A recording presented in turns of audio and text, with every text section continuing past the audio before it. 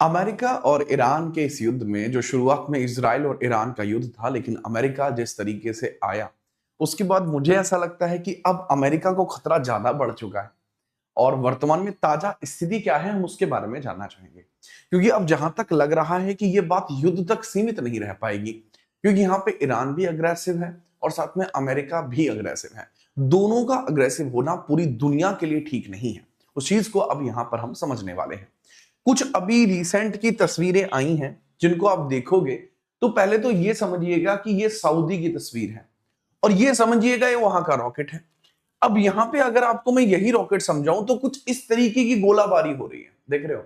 इस तरीके की गोलाबारी आपको देखने को मिल रही है। और इसके अंदर मैं आपको बताऊं कि ईरान के द्वारा एक स्टेटमेंट दिया गया था कि अगर हमारे ऊपर प्रेशर बनाया जाएगा, तो अगर युद्ध को रोका नहीं जाएगा तो हम ऐसा कर देंगे कि मामले को पूरी तरीके से बिचला देंगे। और यहां सऊदी अरेबिया के अंदर जो अमेरिका की सैटेलाइट थी उसको भस्म कर दिया है ईरान। तो सबसे बड़ी दिक्कत तो यहां बन रही है। और इससे भी पहले डोनाल्ड ट्रंप ने ईरान को डराने की कोशिश करी थी। कहा था कि अगर 48 घंटे के अंदर जो स्ट्रेट ऑफ हॉर्मूज है ये नहीं खोला तो हम ताबड़तोड़ तरीके से प्लांट्स को तोड़ना शुरू करेंगे। ये सारी कहानी तब शुरू हुई जब यहां पर डोनाल्ड ट्रंप अर्थात अमेरिका के द्वारा अपने जितनी भी नेवल शिप्स हैं उनको जब भेजा जाता है, कहां पर भेजा जाता है? ईरान के खार आइलैंड पर कब्जा करने के लिए, जहां 90% ऑयल का एक्सपोर्ट ईरान करता है। तब से ईरान पूरा बिचला पड़ा है। ईरान ने सोच लिया कि आपके किसी को नहीं छोड़ना है। इस चक्कर में ईरान ने भी अपनी तरफ से अनाउंसमेंट करते हुए कह दिया था, ईरान ने भी अपनी तरफ से कह दिया था कि अगर ईरान के पावर नेटवर्क को टारगेट किया जाता है तो हम सभी एनर्जी इंफ्रा पर अटैक करेंगे। मतलब जो भी एनर्जी इंफ्रा है, मतलब जितना भी मिडल ईस्ट के अंदर अमेरिका की कनेक्टिविटी है, उन सबको तोड़ने का पूरा प्रयास होगा। और इन्होंने ये सिर्फ कहा नहीं है, करके दिखा दिया। सऊदी अरेबिया में रॉकेट मार दिया भाई साहब इन्होंने। सबसे बड़ी दिक्कत तो यही आपको देखने को मिल रही है। अब यहां पर समझना कि यहां पे यूएस ने इनके डीसैलिनाइजेशन प्लांट के ऊपर अटैक करा और इन्होंने दोबारा से बताया, ईरान ने दोबारा से यूएस को बताया कि अगर ऐसा कुछ होता है तो हम इजरायली वाटर डिस्टलाइजेशन जहां पर भी है वहां पर हम अटैक करेंगे। ये कहा है ईरान के लेफ्टिनेंट कर्नल इब्राहिम ज़ोल्फागरी के द्वारा यह कहा गया है। ज़ोल्फागरी की वीडियो भी हमारे पास है, लेकिन क्या बताएं भैया, ये जो यूट्यूब हुआ है ना, ये उड़ा देगा वीडियो अगर ज्यादा चला दी तो, ठीक है। तो ये चीज भी यहां देखने को मिलती है कि ये सारा मामला हुआ है।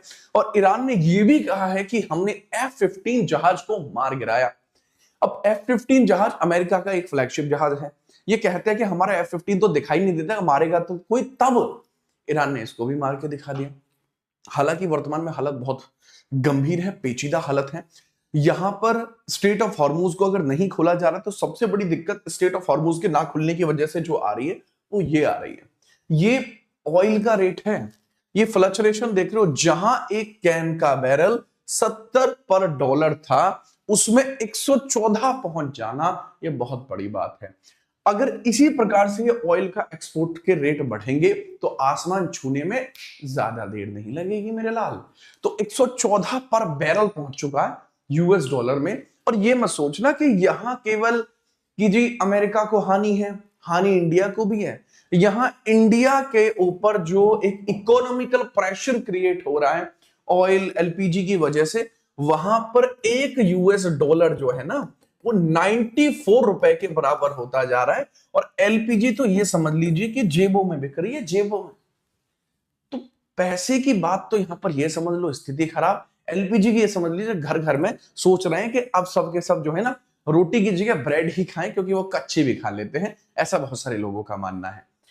कमाल की बात यहां पर यह भी है कि ये युद्ध में जितनी स्थिति खराब होती चलेंगे, ईरान के द्वारा रिपीटेडली इस प्रकार के सबूत दिए जा रहे हैं। आईआरजीसी रिलीज करता है सैटेलाइट इमेज को डैमेज करा है उन्होंने आरएस तनूरा को और यानबू को, जो यूएस से रिलेट करते हैं, ठीक है।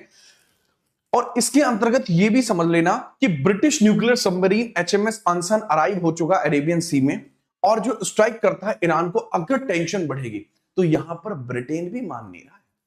ब्रिटेन की तो देखो पुरानी आदत रही है कि जहां कहीं भी युद्ध होता है कि भाई साहब हम भी लड़ेंगे, हम भी लड़ेंगे, हम भी लड़ेंगे। उसके बाद इसको जरूरत पड़ती है अपने साथियों की, लेकिन ये मान नहीं रहा है। वर्ल्ड वॉर सेकंड में इसका कोई काम नहीं था ब्रिटेन का, फिर भी पहुंचा। अब यहां पर जैसे स्थिति टेंस होती जा रही है तो ब्रिटेन ने कहा कि सब लोग लाइमलाइट ले जा रहे हैं, हमसे कोई पूछ नहीं रहा, हम भी अपने एचएमएस आंसर को निकालेंगे और यहां आंसर पे बैठ जाएंगे कि हमें भी गोला मारने का मौका दिया जाए। लेकिन एक गोला इन पे पड़ा, ये वापस भागते नजर आएंगे।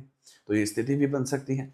ठीक है, अब इतनी स्थिति को अगर आपने समझा है तो इसके बाद हम देखेंगे स्थिति और कितनी बिगड़ सकती है। अब यहां पर समझने वाली बात यह है कि 10 मिलियन रियाल बैंक नोट भी वॉर ट्रिगर डैश नोट की तरह यूज हुआ है, क्योंकि अगर इन्फ्लेशन यहां पर बढ़ता है तो उसको कंट्रोल करने के लिए इन्होंने पहले से स्थिति को बना लिया।